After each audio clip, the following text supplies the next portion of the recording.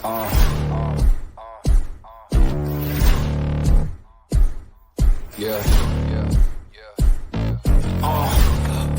me and my tone. You can't step to my throne. They ain't working like me. I did this on my own. You asking where we been, huh? I don't know where to begin, huh? All this dirt on my skin. I just came here to win. I'm more than a man, I'm a monster. Somebody call a pastor, doctor. I got a sixth sense for imposters. So now I'm coming for the whole roster. It's not a game, why you playing with me? You could double back, lose track, try and hang with me.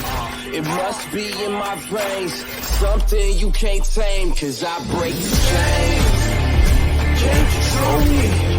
I got the power, I got the keys, cause I break the chains. They try to hold.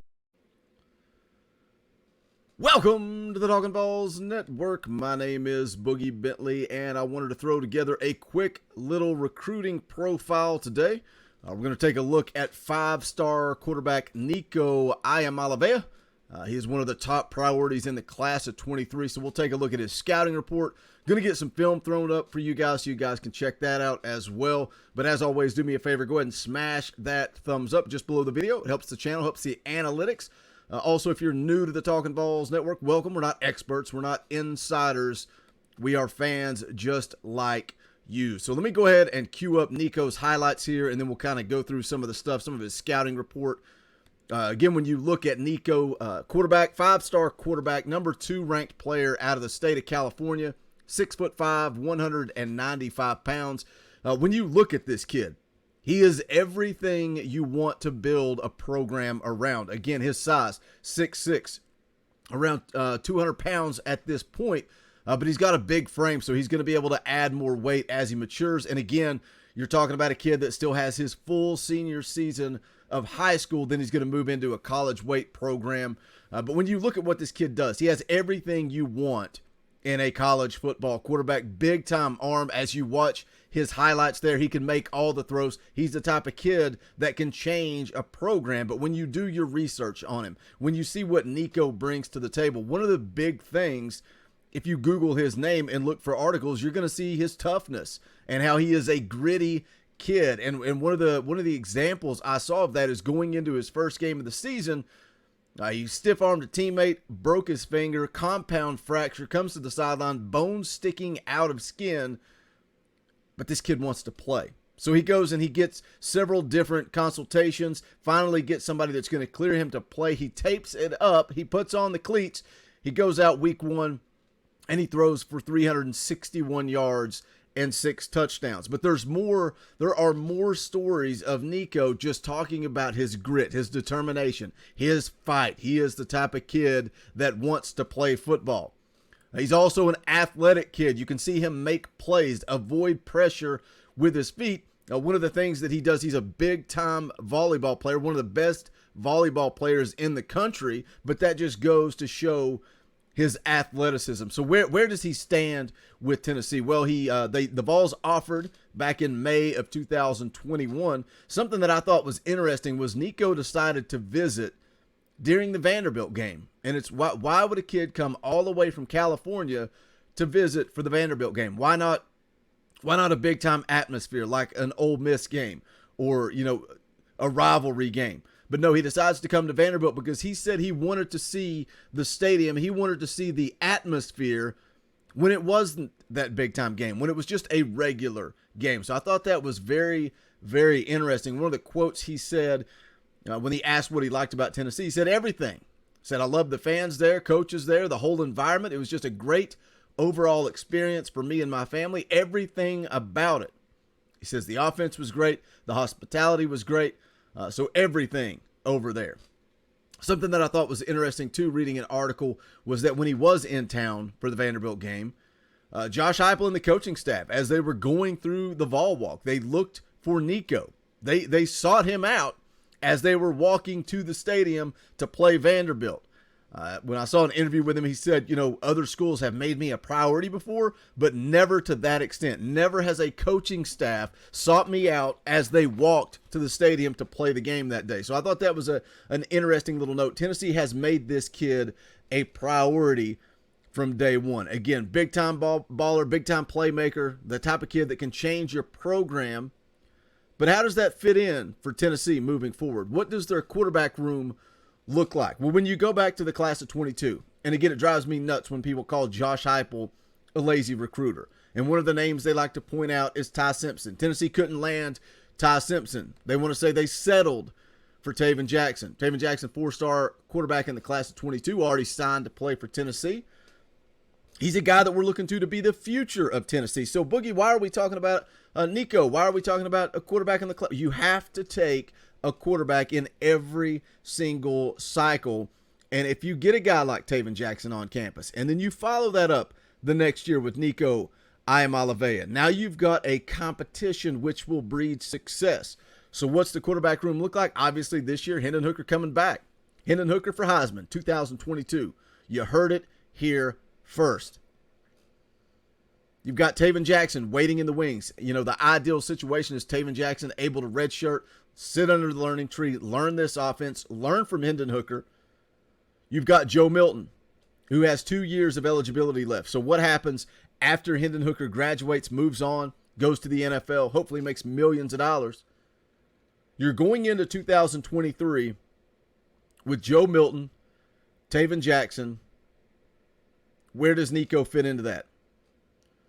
Looking at an interview, it sounds like the coaching staff has told him that he is a priority, and he will have an opportunity to come in and compete from day one.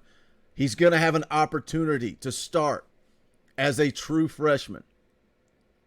2023 is going to be interesting. Some of you guys put in the comment section that that's going to be the downfall of Josh Heupel. Once Hendon Hooker is gone, that's the downfall of Josh Heupel. We're going to find out, because when Hendon Hooker came on campus, we didn't even have a coach. He came here for an opportunity. He saw an opportunity to win the starting job. Here comes Joe Milton over the summer. Joe Milton gets the starting job. Hendon Hooker wins it over. Nobody was saying that Hendon Hooker was going to lead this team, but now Hendon Hooker is the reason for Josh Heupel's success. I truly believe that if Josh Heupel is able to land Nico Iamaleava, if Josh Heupel, I think he's going to be able to develop Taven Jackson. What can he do with Joe Milton? 2023 is when Josh Heupel is going to prove himself and show what he can do with quarterback development. But I truly believe in this offense. I truly believe in this offense and the development. Hendon Hooker, look what he did at Virginia Tech, then look what he did at Tennessee. What's the difference? This offense, Josh Heupel, it works. So we'll see what Nico Iamaleava decides to do. He does have one small connection to Tennessee. A family friend from his local town went to play softball at Oklahoma since she has transferred to Tennessee. So he does have that connection. Obviously, when you look at his list of offers, it's a who's who of college football. Alabama, Oregon, UCLA, every team you can imagine is on this list. He's got offers from Auburn, Florida State, Georgia, Miami, Ohio State, Ole Miss. Obviously, Lane Kiffin's going to be in the mix here. But there's another big quarterback in the class of 23, and Arch Manning, which seems to be a priority for Ole Miss, seems to be a priority for Alabama. But Tennessee seems to be locked in on Nico. Does he realize that and appreciate that? Does that mean something? Their commitment to him, does that mean something? Does the ability to truly come in and compete? We've heard Josh Heupel talk about sitting on the couch in a player's home and being honest, shooting straight. Does Nico believe he has an opportunity to come here and start from day one? Talk about being a legend. Come to Tennessee, start as a freshman, and let's go. Talk about being able to seal your legacy. Does Nico believe in himself? Sounds like he wants to make a decision here over the next few months. So similar to Ty Simpson, it's going to be interesting. If Tennessee lands Nico, typically you don't see quarterbacks flip a whole lot once they are committed to a school. They usually commit. They commit early. Look at Taven Jackson. But if they miss, If they miss on Nico Iamaleava, where do they go from here? Hit that comment section. Let me know your thoughts. What you think of his tape, his highlights. Obviously, he is an elite quarterback. Does Tennessee truly have a chance? What do you think of the competition between Taven Jackson, Nico, and obviously Joe Milton's in there in the mix somewhere for 2023? You got to take a big-time quarterback every single class, create that competition, and hope you hit on one. The hard part moving forward with the transfer portal and the way college football works now. Let's move forward to 2023. What happens between Taven Jackson and Nico when one gets the starting job and the other does not?